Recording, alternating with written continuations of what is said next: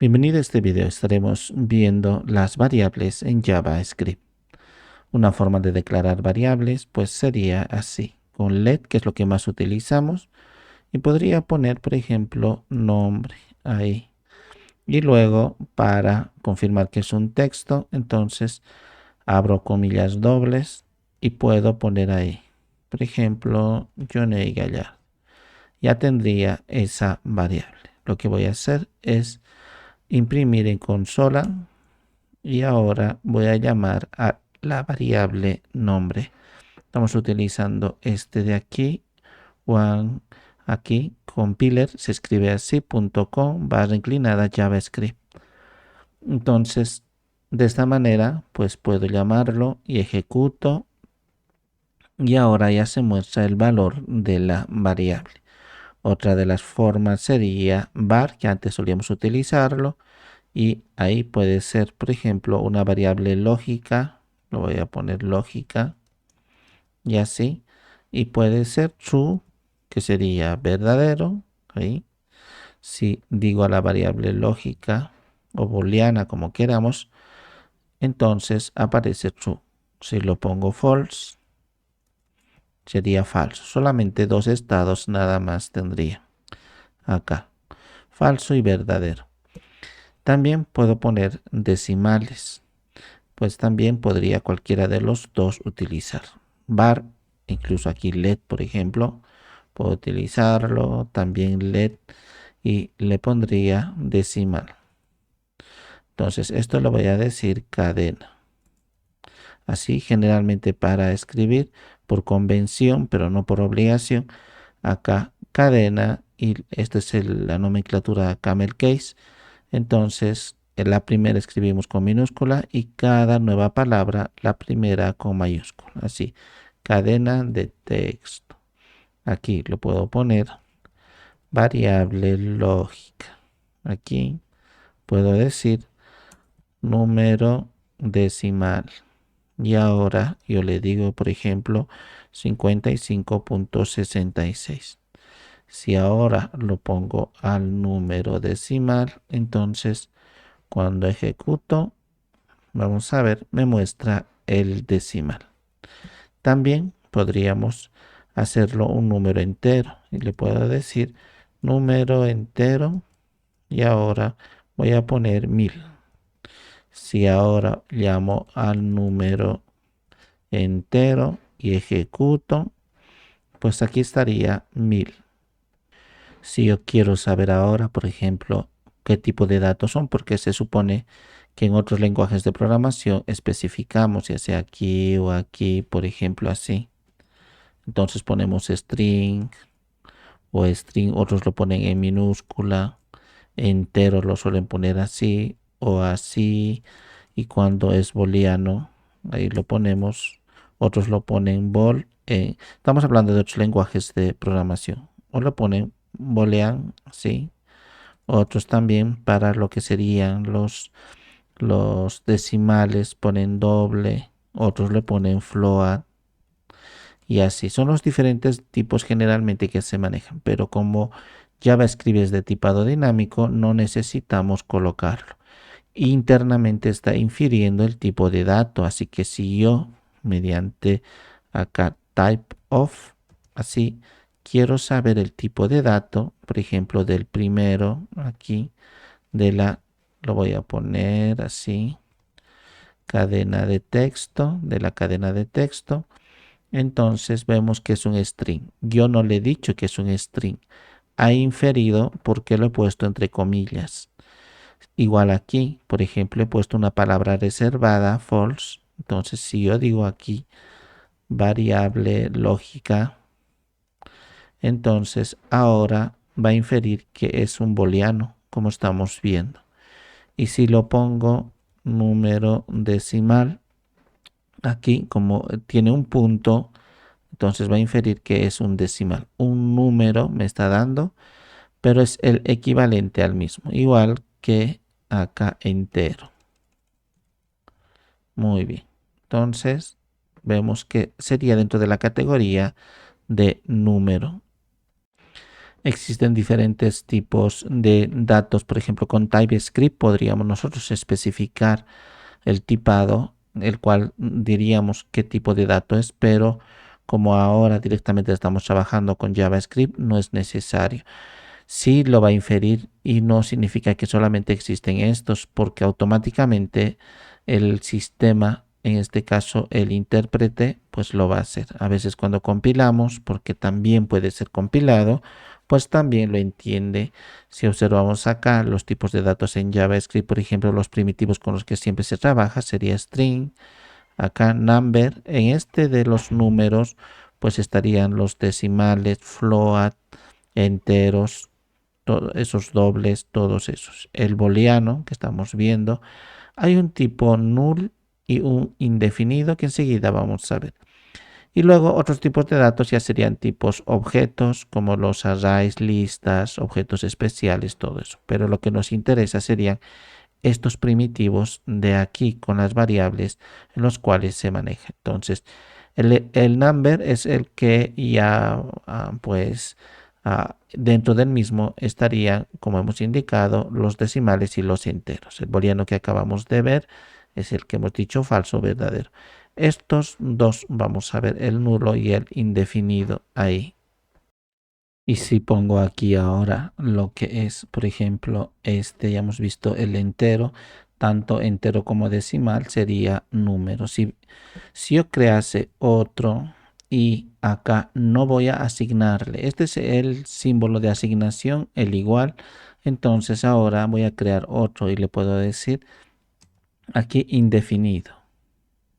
Indefinido y simplemente lo dejo así, punto y coma. Entonces, si nos damos cuenta, no tiene una asignación indefinido como estos otros. Entonces, es como si no tuviese es como si no existiese prácticamente.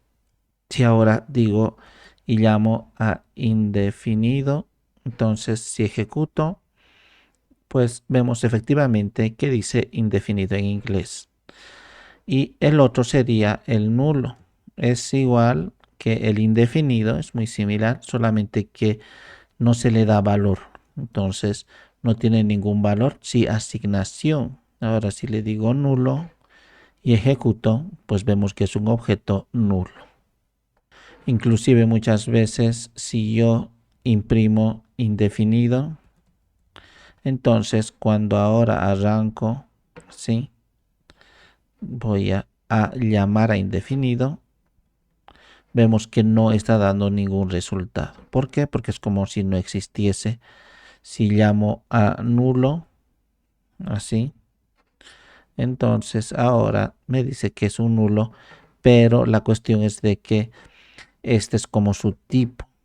Entonces, ¿cómo funciona esto? Pues aparte puedo, en primera instancia indefinido lo puedo dejar así.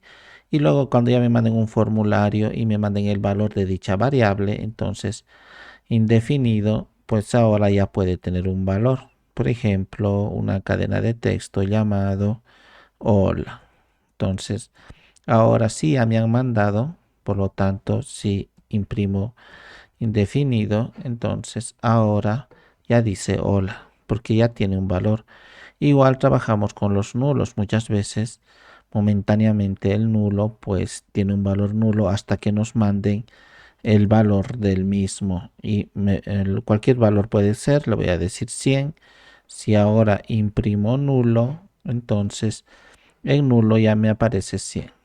El indefinido, estos dos son casos especiales, el indefinido y el nulo, y a veces los utilizamos para esperar un dato. Aunque este último puede ser un poco peligroso el mismo, solemos ponerlo así, por ejemplo, el indefinido o el nulo, si yo quiero hasta que me manden el nombre, una cadena vacía más o menos, y le puedo decir mi nombre y lo voy a crear como variable let mi nombre y voy a esperar y hasta que espere lo pongo así vacío.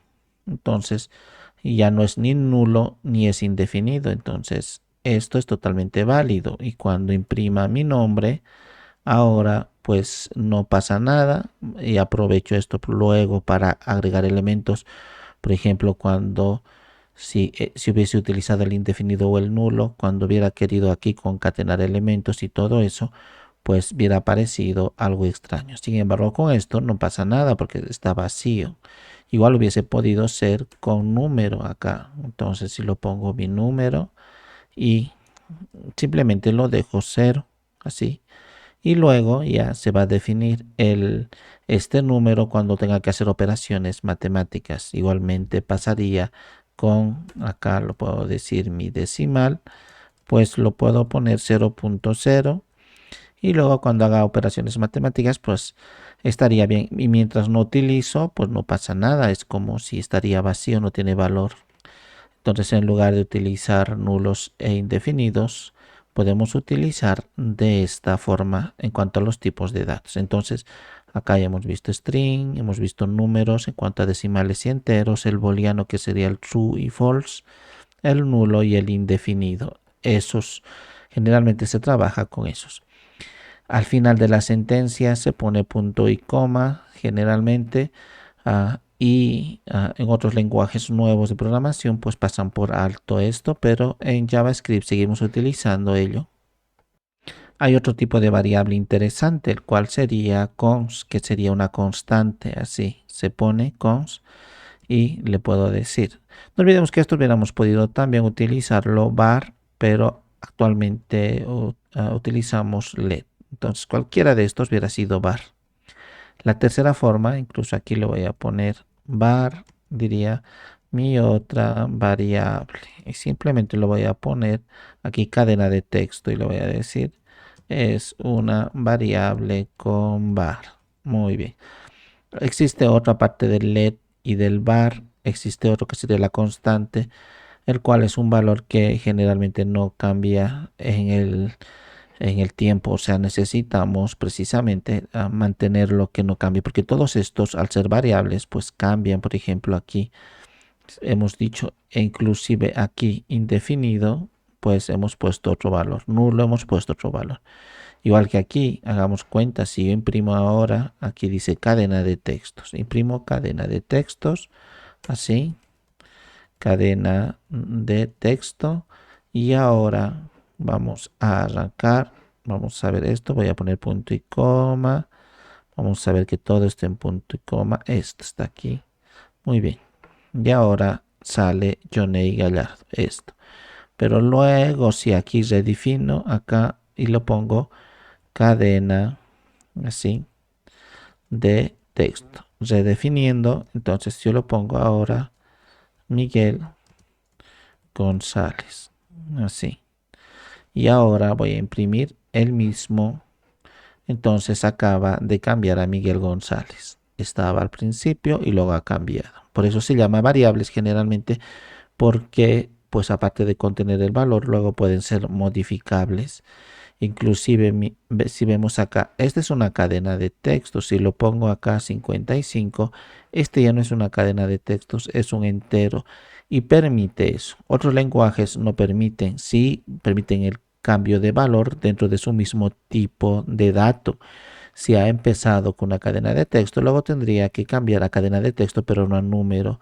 Claro que se puede hacer una serie de cosas para cambiar el tipo de dato, pero de forma natural y precisa, o sea, de manera nativa, no se puede cambiar el tipo de dato. En JavaScript sí, porque vemos que no me ha dado error y me está lanzando acá cadena de texto que ha empezado con una cadena de texto, luego se ha convertido en un número entero y me está dando el número entero y no hay problema alguno.